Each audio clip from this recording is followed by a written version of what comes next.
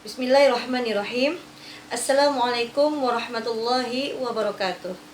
Alhamdulillahi nahmaduhu wa nasta'inuhu wa nastaghfiruh wa na'udzu billahi min sururi anfusina wa min sayyiati a'malina.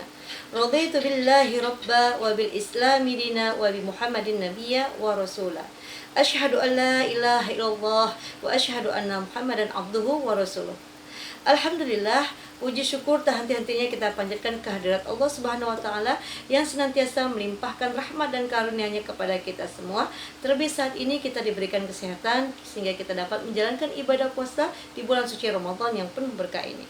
Salawat serta salam terlupa pula kita sampaikan kepada junjungan kita Nabi Muhammad SAW beserta keluarga, sahabat dan pengikutnya sampai akhir zaman. Saudaraku dan anak-anak sekalian yang dirahmati oleh Allah, Allah Subhanahu wa taala berfirman dalam surat Al-Baqarah ayat 25, Bismillahirrahmanirrahim. Wa basyiril ladzina amanu wa 'amilus solihati anna lahum jannatin tajri min tahtihal anhar. Sampaikan berita gembira kepada orang-orang yang beriman dan yang beramal soleh.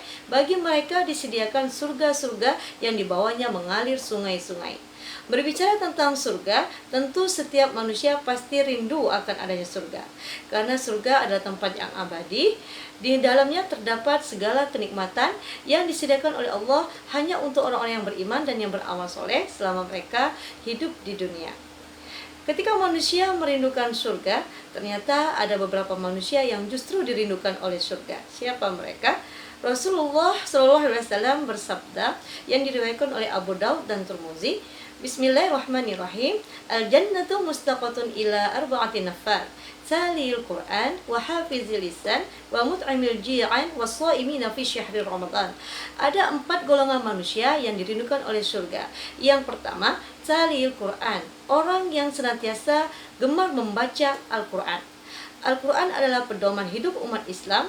Membaca, memahami dan mengamalkannya merupakan suatu bentuk ibadah yang mempunyai pahala yang besar dan utama.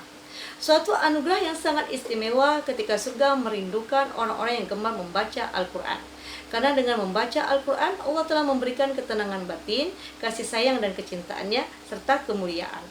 Rasulullah SAW bersabda, barang siapa yang membaca satu huruf dari kitab suci Al-Quran, maka baginya satu kebaikan dari bacaan tersebut. Satu kebaikan akan dilipat gandakan menjadi 10 kebaikan. Semisal aku tidak mengatakan alif lam mim, itu adalah satu huruf. Tetapi alif satu huruf, lam satu huruf, dan mim satu huruf. Hadis riwayat Tirmidzi. Membaca Al-Quran di bulan suci Ramadan tentu pahalanya akan dilipat gandakan oleh Allah Subhanahu wa taala. Yang kedua, wahafizil lisan, orang yang senantiasa menjaga lisannya. Allah Subhanahu wa taala berfirman dalam surat Al-Ahzab ayat 70 sampai 71, Bismillahirrahmanirrahim. Ya ayyuhalladzina amanu taqullaha wa qulu qawlan syadida.